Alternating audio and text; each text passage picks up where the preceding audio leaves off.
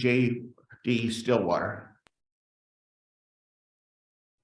Good morning. Give me a minute to share screen here.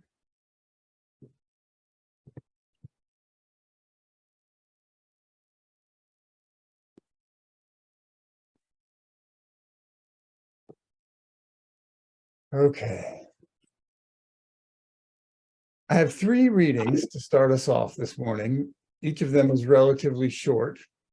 The first comes from author Terence McKenna, who writes, "We have to create culture. Don't watch TV. Don't read magazines. Don't even listen to NPR. That is all cultural diversion. And what is real is you and your friends and your associations, your highs, your orgasms, your hopes, your plans, your fears." And we're told, no, we're unimportant. We're peripheral. Get a degree, get a job, get a this, get a that. And then you're a player. You don't want to even play in that game. You want to reclaim your mind and get it out of the hands of the cultural engineers who want to turn you into a half-baked moron consuming all this trash that's being manufactured out of the bones of a dying world. Tell us how you really feel, Terence. That's a strong one. The next one comes from author Chuck Palahniuk, author of Fight Club and other novels. He writes, "The first step, especially for young people with energy and drive and talent, but not much money, the first step to controlling your world is to control your culture, to model and demonstrate the kind of world you demand to live in, to write the books, make the music, shoot the films, paint the art." Our third reading this morning comes from Jess C. Scott from a book called New Order, who writes, "I suppose it's not a social norm and not a manly thing to do, to feel, to discuss feelings. So that's what I'm giving the finger to, social norms and stuff. What good are social norms, really? I think all they do is project a limited and harmful image of people. It thus impedes a broader social acceptance of what someone or a group of people might actually be like." Thus ends our readings for this morning. And I need to make sure that I'm ready. There we go. So I started working on this topic around Father's Day last year. So I was thinking about ancestors and descendants, grandparents and grandchildren. And at some point during the last year or so, it became clear to Anne and me that for us, grandchildren are probably not in our future. And for me, this brought real sadness. I'm not any kind of pronatalist. I've been very careful, we both have, never to pressure or even encourage our kids to have children of their own. It's just not our decision. I want them to make it either way for themselves. And, you know, more people is just not what the world needs right now. But I see you grandparents. I know what I'll be missing, and I'm sad. I also know intellectually that what truly matters in this world isn't my grandchildren anyway, but rather the grandchildren. Humanity's in a precarious place, one where it's no longer possible to protect my grandchildren unless we repair the world for all the grandchildren. This is my mom with her, and she's here today, by the way, on Zoom. This is my mom with her 2 great-grandchildren, and only one of them is a genetic descendant of hers. Can you tell which? No, you cannot. And if for even a fraction of a second you thought you could, well, think about that. Our brains have habits, and those habits come from somewhere. And that's what I want to talk about this morning. This is my mom's father, my maternal grandfather. He was a good man and a product of his time. He believed deep in his bones that German people are the best. And he somehow kept a detailed hierarchy of ethnicities and racial groups somewhere in his head. I don't actually know how long his ancestors were in North America, but I'm pretty sure they were German, and that's part of my heritage. On the other side, my father's father was a genealogist, so I know that his ancestors were here a long time. For example, I'm related to the Admiral Dewey, who is known as the hero of Manila Bay for defeating the Spanish Armada during the Spanish-American War. Grandpa was unhappy that I changed my name when we got married. So my American heritage from his side goes back pretty far on this continent and therefore has some baggage with it. My American heritage. Every summer on July 4th, most Americans celebrate the victory of plucky pioneer forefathers over the well-regimented armies of an oppressive monarch, a victory which we celebrate by blowing stuff up. I happen to really love fireworks, even knowing that they are a reenactment of exactly what's happening in Ukraine right now. Fireworks are a beautiful and inspiring way that we glorify what is inherently evil. I can't reconcile these two things in my head, and I still love fireworks. I shot this video, it's of the grand finale in Carcassonne, France on Bastille Day a few years ago, from about a mile away. They really do fireworks for Bastille Day. In 2008, I took a test of implicit bias, and I discovered that in spite of all my enlightened efforts at treating people the same, my subconscious mind holds a stubborn bias against people of color. And ever since then, I've been looking more critically at my own heritage, especially its origins. Where did white culture come from? How did we get here? Well, after reading this book, I have an answer, or at least a clue, I think a strong clue. I now think the origins of my American heritage are rooted in trauma. We know that families that have endured trauma are more prone to addiction, to abuse, to neglect, and other family dysfunctions. And such families often have an unspoken code of conduct. Don't talk, don't trust, don't feel, and don't remember. Don't talk about the dysfunctions. Don't trust anyone because traumatized people are unpredictable and violent. Don't feel your feelings because they don't matter and you'll be punished if you express them. And don't remember anything that would undermine the happy family facade because everyone else is just going to deny it anyway, right? Disney really got it right with their movie Encanto. This is a family rooted in trauma. We don't talk about Bruno. We work and we fight and we sulk and we take, but we don't talk, trust, feel, or remember. Now, when nations are rooted in trauma, the same code applies.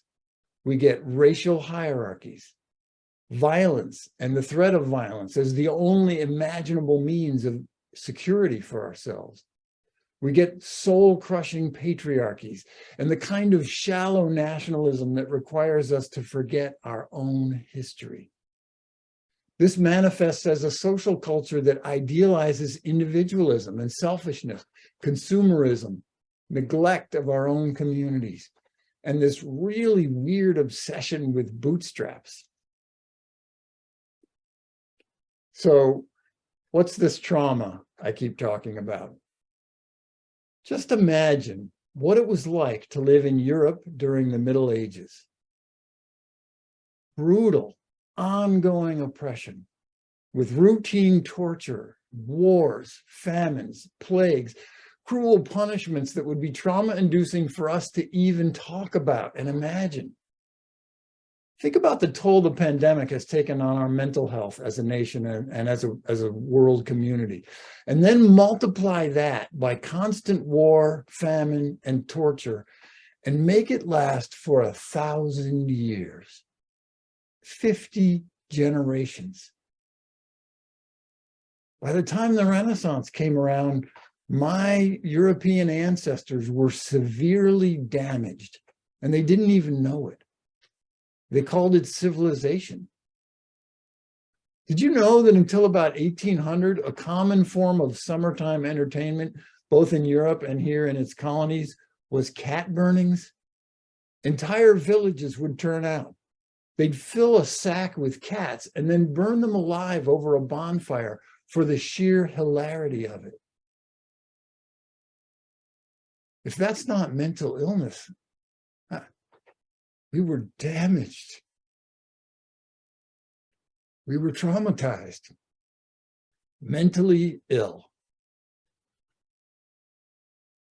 At this point, you've probably seen or heard this word. It might be related to how medieval trauma of my ancestors could still affect me today. So I want to tell you a little bit about the science of it.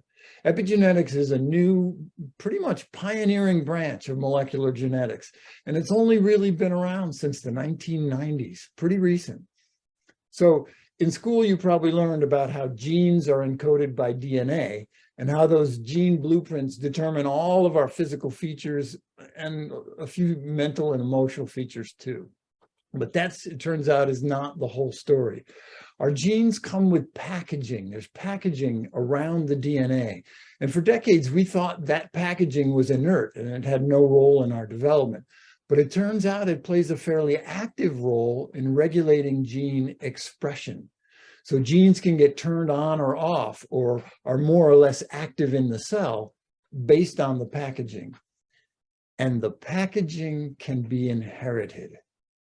That's called epigenetic inheritance, because your genes, the DNA itself, might not change, but its activity can be changed in a way that is passed on.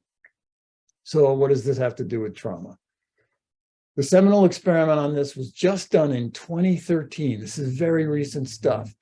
The experimenters exposed mice to acetophenone, which smells like cherry blossoms, just for a few seconds, during which they gave them a harmless but painful shock to their feet. And they did this 5 times. The next day, they did it 5 more times, cherry blossoms and shock. And again on a 3rd day. That's it. Then they let the mice live out their lives, including mating and having babies. When the baby mice were grown and they exposed them to that same smell, those baby mice immediately became anxious. Their heart rate and blood pressure rose, and their behavior looked like that of panic. A whole generation later, the grandchild mice reacted the same way to the smell of cherry blossoms. So they ran the experiment again, but this time they isolated the babies from the parents at birth. Same thing. They used in vitro fertilization and surrogate mothers. Same thing. And these are just harmless shocks over 3 days. So this result is so surprising and so potentially relevant to who we are that the field has just exploded. So now there are thousands of studies just in the last few years on epigenetically inherited effects of trauma. Now, it's not simple or clear cut. There are lots of factors, and not all traumas and not all stimuli show up as dramatically as this one with the cherry blossom smell and the shocks. But the concept is solidifying in the scientific community. It's real. And it suggests that some of our gut reactions, including the ones we don't really like about ourselves, might have been programmed before we were even born. So I predict that you'll see this phrase again. It is entering the popular vocabulary even as I speak this morning. The connection Resmaa Menakem makes in his book is that our modern global culture, and specifically Euro-American culture, is rooted in the trauma of medieval Europe. That trauma informed and shaped my Euro-American heritage and allowed my ancestors to brutalize and exploit indigenous people everywhere they went, initiating a self-repeating cycle of intergenerational trauma and dysfunction that continues today, not only in ourselves, of course, but all the people we interact with. That trauma and dysfunction is transmitted directly through abuse and exploitation, and also epigenetically and culturally. So it's deeply embedded in our bodies. in our minds, in our emotional responses, even our language, and I hate to say it, but our religious traditions. Explains a lot, doesn't it? So what do we do now? Knowing that all of us are affected by this, how do we honor the grandchildren? How do we release them from this cycle of trauma and trauma and more trauma? Well, I think we have to carefully examine and, yes, in some ways, defy our own cultural heritage. So raise your hand if the extreme consumerism around Christmas bothers you. Yeah? Now keep your hand up if you're still participating in it. Right? That's what I thought. We've got to pay attention to those nagging feelings and follow them to a new way of being American, a new way of celebrating winter holidays. That's an act of defiance, right?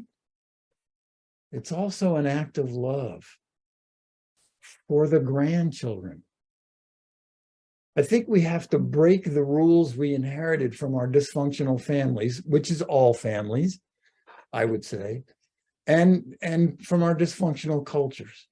We have to talk about uncomfortable subjects. We have to trust our neighbors and the people that we reflexively regard as other. We have to feel our feelings and honor them and find out, what are they trying to tell us? And we have to remember the foolish and evil stuff in our heritage along with the glorious triumphs. There are glorious triumphs, and their celebration will be much more meaningful if we also remember, honestly and authentically, the missteps and errors and downright awfulnesses that have taught us to reach for those triumphs. Remembering it all requires a defiance, I think, that's rooted in love for the grandchildren. I think we have to love ourselves when our culture keeps telling us our value is measured by our work and our possessions and what our bodies look like. Talk about an act of defiance. There's a local artist here in Harrisburg, Pennsylvania, named Julia Mallory. She's the founder of Black Mermaids. It's a website, and she's amazing, and I recommend that you look into her work, and if you get a chance, to support it. For Juneteenth this past year, she handed out a sheet of affirmations she wrote that address this question directly. The ushers have them. Make sure you get a copy of them before you leave. But I just want to go through them because they're so relevant, and for me, so transformative. She says, I honor my ancestors and myself by resisting relentless productivity. Talk about defiant. Any other workaholics in here? Even if you're not a workaholic, you've probably been subject to this or subjected yourself to this. If my only value is in what I accomplish, then, accomplishment is all that matters. But that's not true. Family matters. Relationships matter. Inspiration, vulnerability, play, and rest. They're all important. I honor my ancestors and myself by listening to my body when it tells me it needs rest. Rest is defiant in a culture where rest equals lazy, right? It's not true. Brene Brown says, quote, it takes courage to say yes to rest and play in a culture where exhaustion is seen as a status symbol, unquote. Courage and a bit of defiance. Speaking of play, I honor my ancestors and myself by making space for joy in my life. Do we even know what joy is in our culture? I'm not talking about happiness. I'm talking joy, this kind of joy. When's the last time you felt joy? Actually making space for it kind of goes against the grain. It's love and it's defiant. I honor my ancestors and myself by making space for pleasure in my life. We do this in my culture, but it's often a shallow kind of pleasure, and we often feel a little guilty afterwards, right? I honor my ancestors and myself by realizing that others' limited imagination should have no impact on my life. Raise your hand if, like me, you have told a young artist or musician at some point that they should probably have a backup plan. Why do I think my cynicism should have any bearing at all on their art career? It's their life. They'll figure it out, right? I honor my ancestors and myself by recognizing care as a personal, community, and political act. This is so important to our humanity, but, you know, the pay kind of sucks. I honor my ancestors and myself by going where the love is, by being where the love is. Well, we're all here this morning, so maybe we're making some progress on those two, but I'll bet we could do a better job of expressing that love. I honor my ancestors and myself by acknowledging that I am already enough. That's radical. By tending to the earth and respecting its natural cycles. Long way to go, although people like Beth Duman are helping us get there. By caring for the youngest and oldest amongst us, our relentless productivity just makes it easier to pay someone else poorly to do this caring. I honor my ancestors and myself by acknowledging that grief work is also freedom work. We don't like to talk about death in our culture. Birth, we go on and on about the birth weight and labor and the anesthesia and the breathing and the 3 stages and the gender reveal and the tiny little fingers. Maybe we should talk about death a little more and grieve in community, vulnerably, for as long as it takes. Not feeling like we have to get back to productivity as soon as possible. I honor my ancestors and myself by understanding what my work is and doing it. Now, I don't think Julia is talking about the work we trade for money. She's talking about this inner work of cultural growth and healing, and the outer work of bending the arc toward justice. So what is my work? Am I doing it? I honor my ancestors and myself by remembering the past, taking up space in the present, and building the future. Now, I have to tell you, Julia Mallory is Black, and these affirmations were not written for people like me, meaning old cisgender white guys. Old cis white guys always take up space. I'm doing it right now, right? And everybody else is acculturated to expect us to. So I grayed out that middle part on this last slide, because if you're an old cis white guy, you should probably cross that part out. You're probably good on that one. If you're not old cisgender white or male, you deserve to take and occupy your share of cultural space for the grandchildren, defiantly. Fellow old cis white guys, will you support and encourage those folks in taking up and occupying cultural space here at Cub? I assume so. Julia's affirmations are all about defiant self-care and community awareness, which is precisely what's needed to soothe and resolve decontextualized trauma. Now, I'm a rank beginner at this. There are exercises we can do. Resma's book has a lot of them that are designed to free our bodies from unresolved trauma. So I hope you'll consider pursuing the work and reading the book maybe as a Cub community. It's powerful stuff. We've just begun it here in Harrisburg at our church.